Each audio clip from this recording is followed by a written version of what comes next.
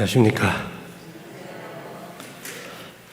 다시 생각하는 재림신앙의 근본과 현실이라고 하는 제목으로 오늘 세 번째 시간을 맡고 있습니다. 우리는 첫날 하늘을 향해 가는 신앙 공동체로서, 아니 개인들로서 현실은 이 땅에 발붙이고 사는데, 하늘 가기 전에 내가 발붙이고 살고 나에게 먹을 것을 주는 이 세상의 나일강에 하나님께서 나로 인해 복을 베풀어 주는 삶 살고, 그리고 하늘 가자. 그게 우리의 근본, 우리가 이루어야 할 모습이다 하는 내용을 살펴보았습니다. 어제는 재림 준비 어디서 어떻게 라고 하는 제목으로 우리의 이름이 되고 있는, 우리의 정체성이 되고 있는 두 이름 중에 하나인 재림신앙의 근본을 또 살펴보았습니다. 밭에서 기임을 매며 그렇게 준비하다가 우리가 주님을 만나야 된다고 하는 사실, 종말의 징조를 바라보며, 그래서 살펴보며 조금은 호들갑스럽게 지내기보다 재림의 징조를 우리의 몸과 삶으로 이루어가며 그날을 기다려야 한다 하는 것을 살펴보았습니다. 오늘은 신앙, 인간 관계와 상관없나? 또 원 제목은 교회는 사람 보고 나오는 곳이 아닙니까? 그런 제목입니다. 선배들이 할아버지가 되면서 휴대폰 바탕화면에 손자 사진, 손녀 사진 올리는 걸 보면서 좋아하면 되지, 저 정도로 하나 그랬습니다. 친구들이 하나둘 할아버지가 되면서 역시 휴대폰 바탕화면에 손녀 사진, 손자 사진 올려놓고 시시때때로 이야기하다 말고도 그거 열어서 들여다보고 있으면 나는 그러지 않을 거야 이렇게 생각했는데, 올 1월에 제가 할아버지가 됐습니다. 그리고 그 다음 주에 아이 사진을 휴대폰에 올리게 되더군요.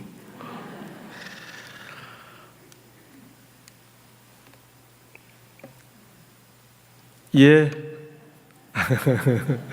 저도 손자 바보가 됐습니다.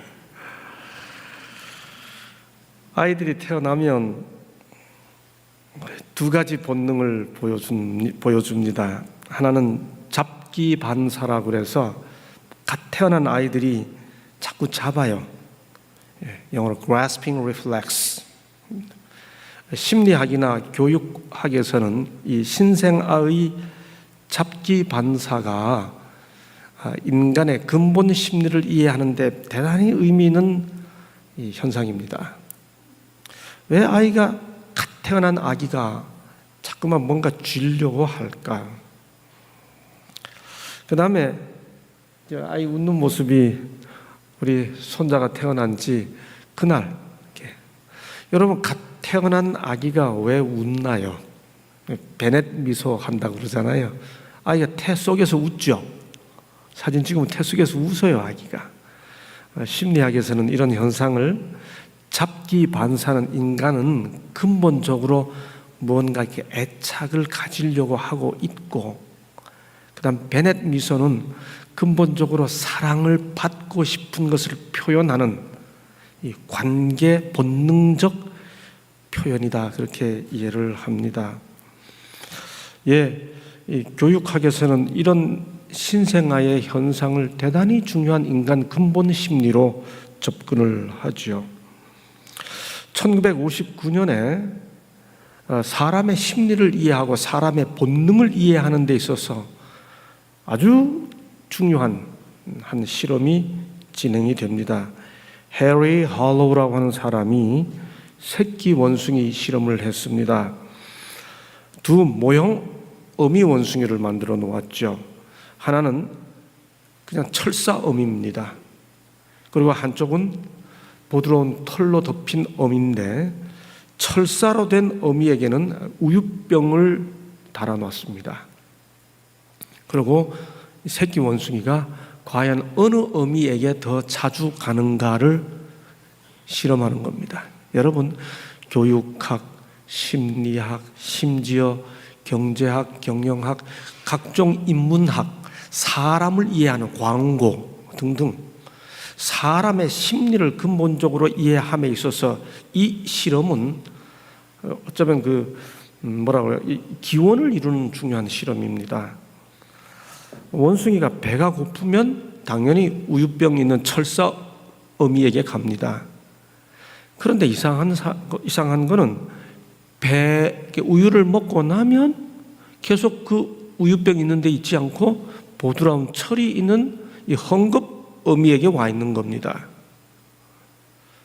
더 놀라운 거는 이렇게 깜짝 놀라는 충격적인 소리를 이렇게 나게 해줍니다. 꽉 이렇게 하는 거죠. 이렇게 깜짝 놀라게 해주면 이 새끼 원숭이가 절대로 우유병 있는 철사 어미에게로 가지 않고 헝겊 어미에게 가는 겁니다. 자기가 생존의 위협을 느낄 때는 뭘 주는 어미에게 안 가고 자기를 안아주고 터치를 느끼게 해주는 어미에게 가는 겁니다. 이 사실을 통해 인간의 생명체, 유기체는 먹고 살아가는 식욕 본능보다 서로 만져주고 터치하고 보호를 느끼는 관계 본능이 식욕 본능보다 우선한다고 하는 사실이 입증됐죠. 그래서 아이들을 기를 때 돈 많이 주고 맛있는 거 사주고 내가 해줄 거 다 해줬는데 하는 것보다 안아주고 만져주는 게 인간의 근본적 본능에 더 충족시켜주는 방법이다라고 하는 것이 확인된 것이죠. 내가 해줄 거 다 해주고 사줄 거 다 해줬는데 뭐가 부족하다고 너는 할 거 안 하고 숙제도 안 하고 그러냐? 근본 본능을 모르는 거죠. 식욕 본능보다 관계 본능이 우선한다고 하는 이 사실은 기르고 양육하고 돌보고 하는 일에 아주 관점을 바꾸게 해주는 아주 의미 있는 실험입니다. 이것은 인간에게도 마찬가지죠. 인간에게는 근본적인 관계의 본능을 가지고 있습니다. 행복과 불행, 기쁨과 슬픔을 결정하는 가장 중요한 요소가 관계입니다. 다른 사람과 함께 맺고 있는 관계. 이 관계가 우리를 행복하게 하고 우리를 불행하게 하고 우리를 기쁘게 하고 우리를 슬프게 하죠. 그래서 관계는 양날의 검과 같다, 그렇게 말합니다. 이 사실을 수많은 논문들이 실제적인 과학적 실험을 통해 증명해 주고 있습니다. 1981년에 발표된 한 논문에 의하면 최근에 일어난 가장 괴로운 일이 뭐냐고 질문을 던지자 그 질문의 50% 이상이 인간관계 갈등으로 대답을 했습니다. 한번 여러분도 생각해 보시죠. 내 삶에 있어서 가장 힘든 일이 뭔가? 그것도 최근에 일어난 일 중에서 1988년에 한 실험에 의하면 부정적 인간관계, 비생산적 인간관계라고 합니다. 부정적 인간관계는 흡연보다, 담배 피우는 것보다 더 강력한 수명 단축 요인이 되었다고 하는 사실이 실험으로 증명되었습니다. 여러분, 이런 과학적 사실이 통계로 확인되면 우리 공동체가 뭘 해야 하는지도 미션이 정해지는 거죠. 5일 금연학교만 할 게 아니고 5일 관계 회복 학교 같은 것을 해야 하는 거죠. 그렇죠? 1996년에는 이건 실제로 이런 논문들은, 이런 연구들은 실제로 이렇게 실험을 해서 검증되고 학회에 발표된 연구들입니다. 이 관계의 회복이 이 육체의 기능을 활성화시키고 질병으로부터 회복된다 시킨다고 하는 사실이 여러 연구 발표들로 증명이 되었습니다. 여러분, 시작하면서 말씀드린 것처럼 왜 그럴까요? 식욕 본능보다 관계 본능이 우선한다고 하는 사실 때문에 좋은 것 먹일 것이 아니고 좋은 관계 형성되도록 도와줘야 된다고 하는 거죠. 그것이 우리의 미션이 되어야 한다는 거죠. 그럼에도 불구하고 수많은 사람들이 깨어진 관계 때문에 고통을 겪고 있습니다. 로버트 브라우닝이라고 하는 유명한 작가가 피파 패시스라고 하는 작품을 발표했습니다. 피파는 어린 소녀의 이름입니다. 직역하면 피파가 지나간다 그런 뜻이죠. 내용은 간단합니다. 소녀 피파가 사는 마을에 아주 행복해 보이는 네 사람이 있습니다. 소녀 피파는 그들의 삶을 동경합니다. 나름대로 고통을 겪고 있다가 하루의 휴가를 내고 어떻게 하면 저 사람들처럼 행복할 수 있을까? 그들의 삶을 동경하면서 그들의 집 앞을 창문 밑을 지나갑니다. 그러면서 노래를 부르며 지나가지요. 여러분, 그런데 사실 그 네 사람은 모두 다 자기 나름대로 살아가는 삶의 고통 때문에 대단히 힘들어하고 있었고 어쩌면 삶의 막바지에 도달해 있던 그런 상태였습니다. 그런데 피파가 창문 밑으로 지나가면서 그들의 삶을 동경하는 노래를 부르자 그 노래를 부르면서 내 삶을 동경하는 저런 아이도 있구나 하고 다시 삶의 의욕을 불태워 다시 갖게 됩니다. 무슨 말인가요? 피파 패시스라고 하는 이 작품이 우리들에게 주는 메시지는 아주 간단합니다.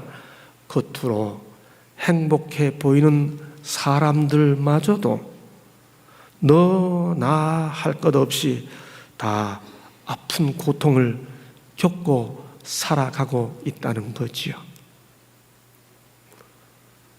나는 아닙니까? 우리는 아닌가요? 어쩌면 우리 모두 한 사람 한 사람이 다 남들이 동경하는 모습으로 살아가고 있는 우리들이 정작 다 나름대로 갖고 있는 아픔 때문에 괴로워하고 있다는 거죠. 현대 심리학에서는 인간은 두 가지 관계 속을 넘나들고 있다고 말합니다. 하나는 애착 관계, 하나는 이탈 관계. 영어로 하면 운이 맞습니다. attachment and detachment. 누구와 함께 attachment, 이렇게 가까이 하고 싶은 애착 본능이 인간 관계 속에 나타납니다. 동시에 인간으로부터 detachment, 떨어지고 싶어 합니다. 언제 애착 관계가 나타나고 언제 이탈 관계, 언제 attachment가 나타나고 언제 detachment가 나타나는가? 사람이 외로우면 애착 본능이 나타납니다. 외로우면 접근 본능이 나타난다 그러죠. 같이 있고 싶어 하는 거잖아요. 이런 사람들이 외치는 호소를 가리켜 Don't leave me, 나를 떠나지 마세요. 반대로 사람 때문에 괴로운 상태에 있는 사람들은 사람하고 떨어지고 싶어 합니다. 회피 본능이 사람하고 같이 안 있고 싶어 하죠. 이런 사람들이 하는 말은 Leave me alone, 나 좀 혼자 있고 싶어. 여러분은 지금 외로움을 느끼셔가지고 Don't leave me 상태이십니까? 사람들 때문에 괴로움을 당해서 혼자 있고 싶어, 나 좀 내버려둬, 그 상태입니까? 모든 사람은 이 두 가지 호소 사이를 넘나들고 있다고 합니다. 이것이 병리적 현상으로 나타날 때, 이 애착이 병리적 현상으로 나타나는 게 스토킹. 그냥 상대방이 괴로울 만큼 따라오는 거죠. 이게 스토킹이에요. 이게 이탈이 병리적 현상으로 나타날 때 그런 모습을 혼무슨족이라고 합니다. 우리 어르신들, 연세 드신 어르신들 혹시 혼 무슨 족이란 말 들어보셨습니까? 우리 유 목사님 혹시 혼밥족이라는 말 들어보셨습니까? 들어보셨습니까? 예, 혼술족이라는 말 혹시 들어보셨습니까? 예, 요즘에 이건 완전 사회 현상이 되어버렸죠. 혼자 밥 먹는 게 슬프게 밥 먹는 게 아니고요, 혼자 밥 먹는 걸 좋아하는 족속입니다. 이게 혼밥족, 혼자 술 먹는 걸 즐기는 상태, 그걸 혼술족이라고 그러죠. 예, 더 나아가서 아예 혼자 영화 보는 거 좋아하는 것을 혼영족, 노래도 혼자 부르기를 좋아합니다. 혼곡족. 이건 무슨 현상인가요? detachment, leave me alone, 혼자 있고 싶어가 아예 사회적 트렌드로, 사회적 경향으로 나타난 사회적 병리 현상입니다. 일본은 이미 이런 상태가 보편화되어 가고 있다고 그러죠. 그리고 한국도 이게 시작이 됐다는 겁니다. 아니, 시작된 거 아니라 번지고 있다는 거죠. 여러분, 그래서 앞으로 사회 변화는 우리가 생각하는 것보다 훨씬 빠를 겁니다. 제가 우리 친구들이나 혹은 제자들에게, 동료들에게 종종 이렇게 말하기를 좋아합니다. 우리가 다니엘처럼 예언은 못해도 적어도 한 공동체에 30명이 됐든 40명이 됐든 100명이 됐든 성도들을 이끌고 하는 한 사람의 크고 작은 리더들로서 적어도 예상은 하고 예측은 할 줄 알아야 할 거다, 그런 표현하기 좋아합니다. 그렇잖아요. 우리가 예언을 가진 이 공동체로서 이 시대에 직접 계시를 받는 예언은 못해도 적어도 예측은 하고 예상은 해야 하지 않겠습니까? 예, 앞으로 5년 후, 10년 후 우리가 지금까지 살아왔던 사회 현상보다 훨씬 더 빠르게 사회가 바뀔 겁니다. 예. 우리 4학년들이 1학년 보고 새로운 종족이 나타났다 그럽니다. 요즘 대학에서. 예. 예, 이런 leave me alone, 회피 본능이 사회적 현상이 되어버리는 이런 모습은 사실 오늘날 이 시대에 갑자기 등장한 건 아니지요. 살다 보면 사람들이 다 싫어져서 혼자 있고 싶어 하고 자연으로 돌아가고 싶어 하는 것은 옛날부터 있지 않았습니까? 도연명의 저 유명한 귀거래사, 돌아왔다네 스스로 교제를 그만두니 어울림도 다 끊어지누나. 자연으로 돌아가서 이렇게 Leave me alone, 회피 본능이 발동한 거지요. 고산 윤선도의 오우가 내 벗이 맺힌고 하니 수석과 송죽이라. 동산에 달 오르니 수석, 송죽, 월. 이게 다 뭐예요? Leave me alone. 예, 애착 본능이 스토킹으로 나타난다면 Leave me alone, 회피 본능이 이런 자연 회귀로 나타나고 있죠. 여러분, 교회는 어떤 곳인가요? 우리 한자를 문자 그대로 풀이하면 가르칠 교자, 모일 회자, 가르침을 받는 모임입니다. 교회로 church, 이 단어의 원어의 의미를 이렇게 추적해 보면 주님께 속한 무리죠. 헬라어로 에클레시아 합니다.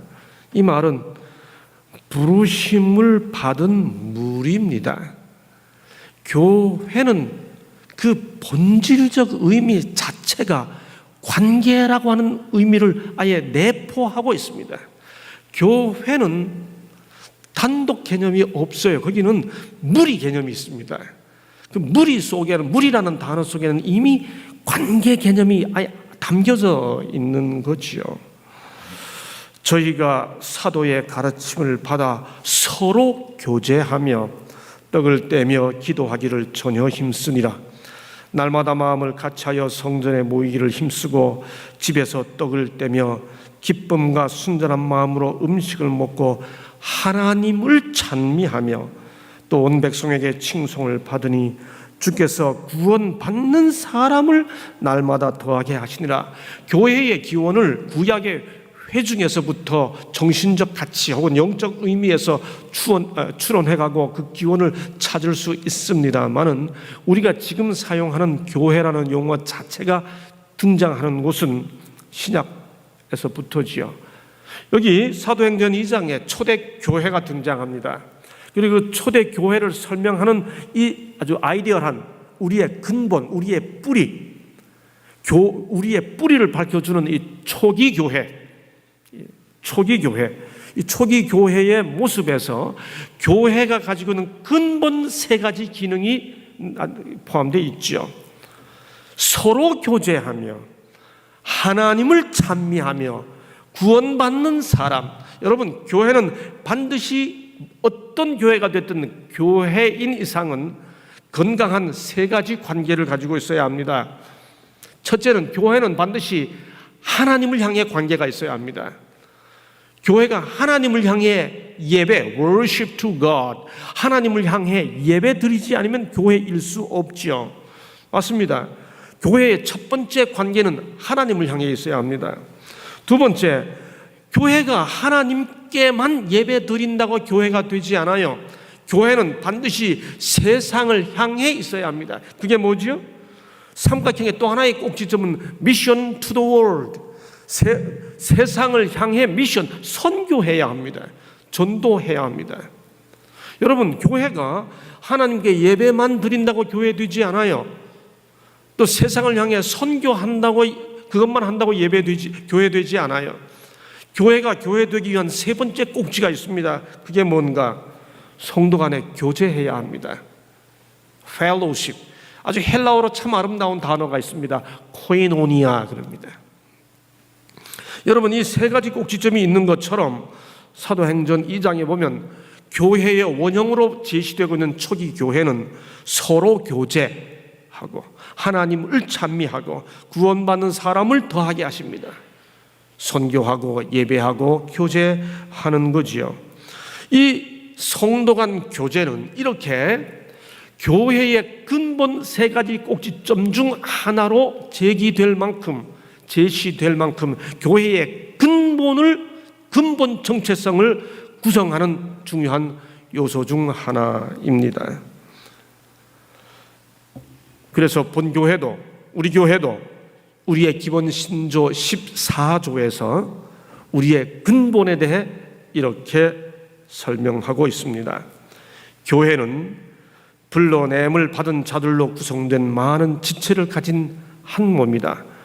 우리들 사이에서 민족, 문화, 학문, 국적 등의 구별이나 높은 자와 낮은 자, 부자와 가난한 자, 남자와 여자 간의 차별이 분열의 요인이 되지 말아야 한다. 우리는 모두 한 성령으로 말미암아 우리와 그리스도, 그리고 우리 상호 간을 하나의 친교로 결속시키는 그리스도 안에서 동등하다. 이러한 연합은 우리를 그의 자녀로 삼으신 삼위 하나님이 일체가 되신 것에 근원을 두고 있다. 여러분, 여기 우리 재림교회 기본 신조에서 우리들 사이에서 민족, 문화, 학문, 국적 등의 구별이나 높은 자와 낮은 자, 부자와 가난한 자, 남자와 여자 간의 차별이 분열의 요인이 되지 말아야 한다는 것이 우리 재림신앙 기본 신조 14조에 아예 선언처럼 들어가 있다는 이 사실이야말로 역설적으로 우리의 현실은 그렇지 않다는 뜻이겠죠. 우리가 그렇지 못하니까 이렇게 지향한다고 하는 것이, 이렇게 추구한다는 것이 어쩌면 집약되어 역설적으로 나타나 있겠죠. 여러분, 교회 안에 인종차별 있습니까? 못 느끼셨어요? 저는요, 흑인 교회도 다녀보고 백인 교회도 다녀보고 영국 교회도 다녀보고 미국 교회도 다녀보고 호주 교회도 다녀보고 뉴질랜드 교회도 다녀보고 아프리카 교회도 다녀보고 가는 데마다 참 환영해줘요. 그런데 가보면 흑인 교회가 있습니다. 한 마을에 또 다른 교회가 있고요. 예배 형식에 따라 이런 예배 교회 이런 저런 다양한 차별이 있어요. 교회 안에 신분에 따른 차별 있습니까? 없습니까? 없습니까? 없는가 보네요. 교회 안에 남자 여자 간의 차별이 분열의 요인이 되지 말아야 한다. 남자 여자 차별이 있습니까? 없나 보네요. 우리의 근본은 교회란 성령의 교제 안에서 성도가 되어 나누는, 성도의 교제 안에서 누리는 건강한 인간관계. 여러분, 우리의 근본은, 교회는 와서 예배만 드리는 게 아니고요. 우리가 신앙생활을 시작하는 순간 교회라고 하는 공동체 속의 멤버가 될 때는 그것이 무슨 의미를 담고 있는가 하면, 새로운 인간관계가 형성된 공동체 속에 들어왔다는 의미가 교회 멤버가 교인이 되었다는 말 속에 포함되어 있습니다. 이게 신앙 공동체의 근본이에요. 여러분, 그런데 우리의 현실은 어떻습니까? 저는 1975년 7월 12일에 침례를 받았습니다. 대관령의 아름다운 물줄기가 흐르는 저 남대천에서 침례를 받았는데, 침례를 받고 올라와서 이렇게 목사님 권면을 하는데, 목사님이 말씀을 주시고 이어서 교우님들 몇 분이 이렇게 이어가면서 권면을 주시는데, 그때 그 중에 한 분이 하셨던 말씀을 제가 지금도 기억합니다. 마태복음 4장을 읽으신 다음에 예수님이 침례 받은 다음에 시험을 받으셨다, 이 말씀을 하시면서 침례를 받으면 시험을 받는다 그래요. 저는 그게 무슨 말인지를 모르죠. 그리고 침례 받고 돌아왔는데, 침례 받은 그날 오후에 교회 와서 놀고 있는데 뭔가 밖이 시끌벅적해요. 그래서 뭔 일인가 하고 제가 나갔습니다. 나갔더니 교회 마당에서 교회 어른 두 분이 몸싸움을 하고 계세요. 그렇게 서로 들어오라 그러고 나가라 그러고, 지금 생각해보니 그게 다 교회 일 때문에 어떻게 하다가 조금 언쟁이 높아졌던 것 같습니다. 그런데 저는 그걸 가만히 보는데 아무 이렇게 충격도 느낌도 없어요. 왜냐하면 저는 시골에서 오남매가 함께 크면서 동네 친구들하고 놀다가 그냥 매양 어른들을 다투는 거 보고 싸우는 거 보고, 그저 아버지가 아이들이 뛰놀다 보면 아버지가 툭하면 몽둥이 들고 이렇게, 그때는 이렇게 회초리 들고 때리는 게 교육이고 사랑이잖아요. 사람은 싸우는 거지 뭐. 그리고 이렇게 보고 있는데, 제가 그걸 보고 있는 저의 모습을 본 교회의 다른 어른이 기겁을 하고 놀라시면서 데리고 들어가더니, 상래야, 그래 봐라, 그러니까 아까 분명히 들었지, 침례를 받으면 시험 받는다 그랬잖아. 저는 지금 아무 시험이 안 되고 있는데, 그러더니 그 말에 이어서 이분이 덧붙지 않은 말이, 상래야, 교회는 사람 보고 다니는 데가 아니다 그래요. 여러분, 그 이후로 저는 그 말 참 많이 들었습니다. 교회는 사람 보고 다니는 곳이 아닙니다. 여러분 들어보셨습니까? 여러분도 들어보셨습니까? 여러분, 성도의 교제 안에서 누리는 건강한 인간관계는 우리의 근본입니다. 그런데 우리의 현실은, 교회는 사람 보고 다니는 곳이 아닙니다 하는 말로 사람들을 위로해야 하는 현실입니다. 이건 교회 안에서 분명히 일어납니다. 저도 목사니까 목사편에서 재미있는 이야기 하나 해드리겠습니다. 갑자기 왜 뜬금없이 속이 텅 빈 고목나무 사진을 보여드렸을까요? 우리 교회 안에서 있던 일은 아니고요. 목회와 관련해서 이게 시상 대회라고 그러나요? 하여튼 시쓰기 대회를 했는데, 대상을 받은 목사님의 시 제목이 고목나무랍니다. 이분이 쓴 시 고목나무, 그 시를 제가 소개해 드리겠습니다. 고목나무야, 넌 목회도 안 하면서 왜 속이 썩었니? 요 간단한 시가 대상 작품이랍니다.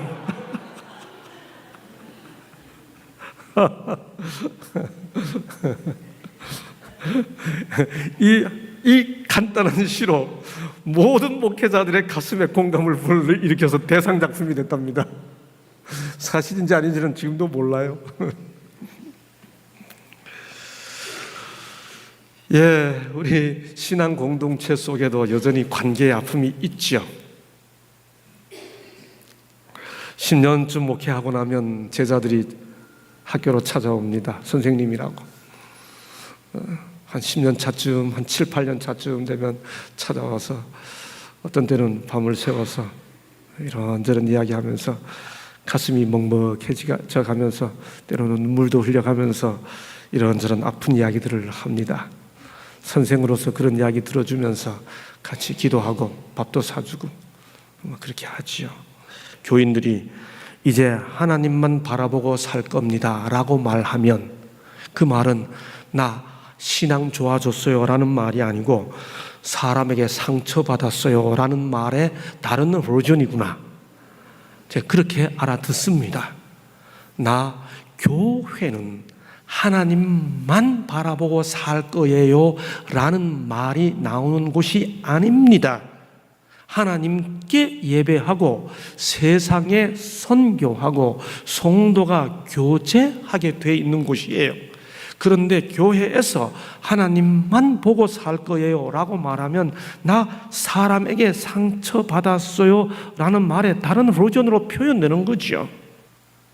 여러분, 실제로 성경에 보면요, 베드로전서 3장 7절에 남편 된 자들아 너희 아내를 귀히 여기라.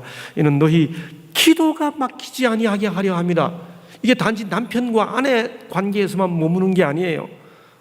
여러분, 아내하고 시컷 싸움하고 난 다음에 하나님 앞에 청산유수로 기도하면 그게 이상한 거죠.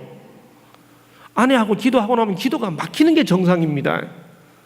여기도 성경이 아예 말하잖아요. 인간 관계가, 부정적 인간 관계가 신앙생활에도 영향을 미쳐요. 기도가 막히게 하는 겁니다. 신앙, 인간관계와 상관없나? 상관 있습니다. 그래서 교회 공동체는 함께 하나님께 나아가는 거죠. 인간의 관계 형성이 얼마나 본질적인 것인지는 창조 질서 속에 그대로 나타나 있습니다. 여러분, 성경 창세기를 읽어보면 하나님께서 인간을 관계 본능적, 관계 중심적 존재로 얼마나 의도적으로 창조하셨는지 창세기에 아주 순서대로 나타나 있습니다. 첫 번째는 인간은 반드시 관계적 존재라고 하는 사실이 하나님의 판단 속에 나타나 있습니다. 그것이 저 유명한 독처하는 것이 좋지 못하니, 이건 하나님의 판단이 성경 속에 나타나 있습니다. 당신이 만드신 모든 것이 다 좋았더라고 나타나 있는 창세기의 창조 질서 속에서 사람이 혼자 있는 것이 좋지 못하다는 하나님의 판단이 인간 창조 속에 나타나 있는 거지요. 인간은 근본적으로 관계적 존재입니다. 두 번째, 그래서 이 사실을 설명하기를 인간은 고독하게 살도록 창조되지 않았다. 인간은 사교적 존재가 될 것이었다. 반려자가 없었다면, 이건 단지 남편과 아내와의 관계만을 의미하는 게 아닙니다. 인간은 인간으로 더불어 반려자가 없었다면 에덴의 아름다운 광경과 유쾌한 노작도 완전한 행복을 줄 수 없었을 것이다. 잘 보세요. 그 다음에 천사들과의 교제라 할지라도 동정과 반려에 대한 인간의 욕망을 만족시킬 수 없었을 것이다. 천사하고 살아도 인간은 인간과 함께 살고 싶은 본능적 욕구를 하나님의 창조 질서 속에서 천사와의 교제도 채울 수 없다고 하는 겁니다. 이것이 독처하는 것은 좋지 못한 이로 하나님의 판단이 표현되어 있죠. 두 번째는, 여러분, 하나님의 모든 창조 역사 속에 당신의 형상을 모델로 창조됐다는 사실이 언급된 것은 인간밖에 없습니다. 하나님이 가라사대 우리의 형상을 따라 우리의 모양대로 우리가 사람을 만들고 그로 바다의 고기와 공중의 새와 육축과 온 땅과 땅에 기는 모든 것을 다스리게 하자. 이건 하나님의 청유입니다. 하나님께서 그렇게 하자고 말씀하시고, 그 다음 27절에 보면 그 하나님이 하신 말씀에 대한 설명이 나옵니다. 그 설명이 뭐예요? 하나님이 자기 형상 곧 하나님의 형상대로. 여러분, 이 구절은 신학적으로 그 깊이를 다 헤아릴 수가 없습니다. 이 단순한 구절의 신학적 의미에 대한 탐색은 고대로부터 수많은 논문이 나올 만큼 그 논문이 다 감당하지 못할 만큼 깊이를 갖고 있습니다. 여기 우리의 형상을 따라 우리의 모양대로 만들자고 했는데 27절은 자기 형상이라고 단수로 표현합니다. 하나님이 말씀하실 때는 복수 형상이고 그걸 설명할 때는 단수 형상입니다. 이게 무슨 뜻인가? 이 의미를 아주 간단하게 설명해 놓은 구절이 지나갔습니다만 우리 그 기본 신조 14조에 삼위일체의 형상 속에 나타나 있다라고 하는 구절 속에 표현되어 있죠. 한마디로 말하면 삼위 하나님이 복수로 계시다가 한 분이신 것처럼 삼위일체이신 것처럼 우리의 형상이란 말은 그러므로 단지 외형이나 품성 정도로 머무는 게 아니고 하나님의 관계의 형상이 인간 속에 나타나 있다. 그러므로 인간의 진정한 하나님 형상은 너와 나의 관계 속에서만 확인된다고 하는 거죠. 맞습니다. 그 사람이 얼마나 좋은 남편이라고 이야기해봐야 혼자서는 몰라요. 그 사람이 얼마나 좋은 남편인지는 아내와의 관계 속에서 확인되는 거지요. 품성 변화, 혼자 있을 때 품성 나쁜 사람 보셨습니까? 다른 사람과의 관계 속에서 확인되는 거지요. 인간은 관계, 사교적 존재라고 하는 사실은 하나님께서 교육 과정을 거쳐 확인시켜 줍니다. 여러분, 그게 바로 뭔가? 아담이 어떻게 각종 들짐승과 공중의 각종 새를 지으시고 어떻게 이름을 짓나 보시려고 아담에게 모든 것에 이름을 짓게 하기 위해 그것들이 쌍쌍이 앞으로 지나가게 했습니다. 아담은 쌍쌍이 지나가는 것을 보면서 자기가 혼자라고 하는 사실을 느끼죠. 나만 혼자구나. 두 번째, 이 사실을 통해 그는 뭘 느끼나요? 모든 짐승들의 이름을 지어주는 그 순간 아담은 자각합니다. 나는 짝이 없구나. 그리고 나는 종류대로 짐승들이 만들어지는데 나는 유일하구나. 이 두 가지 사실을 자각하지요. 하나님께서 인간은 사교적 존재, 관계적 존재라고 하는 사실을 여러 가지 과정, 창조 질서 속에서 여러 가지로 확인시켜 주지요. 창조 방법에서 하나님은 인간의 관계적 존재를 설명해 줍니다. 아시는 것처럼 하나님은 여자를 만드실 때 머리뼈로도 발가락 뼈가 아니고 무슨 뼈로요? 의미를 설명했잖아요. 여자의 머리가 되어 남자를 지배하거나 열등한 존재로 마구 짓밟힘을 당해서는 안 될 것이라는 것과 동등한 자로서 인간이 인간 대 인간으로 만나게 되는 이 창조 질서 속에서 관계의 본능을, 아주 그 관계적 근본을 가르쳐 주신 것이죠. 인류의 모든 족속을 한 혈통으로 만드사, 어떤 목사님은 아담이 왜 아내의 이름을 하와라고 지었는지 재밌게 설명했잖아요. 아담이 잠자고 있는데 여자가 딱 나타나니까 큰 놀래가지고 하다가 가까이 오는 거 보고 놀래가지고 와 해가지고 하와가 됐다고. 그런 엉터리 없는 재밌는 설명도 있습니다. 여러분, 여기 여자를 돕는 배필이라고 그랬는데요. 이 돕는 배필, 가장 좋은 표현은 동무지요. 동무가 무슨 뜻이에요? 함께 일하는 사람 동무, 함께 계획하는 사람 동무. 근데 여러분, 돕는 배필이 무슨 의미인가요? 돕는 자와 돕는 자도 세 가지 다른 관계가 있습니다. 엄마가 자녀를 도울 때는 돕는 자가 더 높아요. 맞죠? 그런데 조교가 교수를 도울 때는 도움 받는 자가 더 높습니다. 그런데 친구가 친구를 도울 때는 똑같습니다. 그런데 성경에서 돕는 배필로, 여자를 돕는 배필로 지었다고 그랬을 때는 여자가 남자를 이게 아기가 엄마를 조교가 교수를 돕는 것처럼 도우라는 뜻이에요. 엄마가 아들을 돕는 것처럼 도우라는 뜻이에요. 친구가 친구를 돕는 것처럼 도우라는 뜻이에요. 첫 번째입니까? 두 번째입니까? 세 번째입니까? 아까 와이스 설명했잖아요. 동등한 관계로. 여러분, 거기 돕는 배필은 동등한 의미예요. 그런데 이것을 마치 조교가 교수를 도와야 하는 것처럼 생각해서 창조 질서 속에서부터 여자는 남자를 돕도록 돼 있었다고. 아닙니다, 여러분.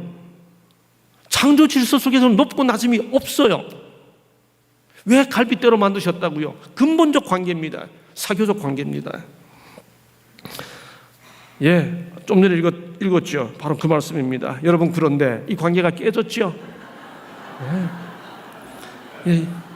여러분, 그런데 이 사진 한 장 보고 여러분, 우리 젊은이들이 보셔야 돼요. 여기 주머니에 바지 놓고 걸어가는 저 사람 누군지 아세요? 허장강입니다. 허장강. 김동인의 감자라고 하는 우리 근대 한 소설을 영상화한 거지요. 남자는 주머니에 놓고 걸어가고 있고 아내는 이고 들고 남자 가방까지 들고 갑니다.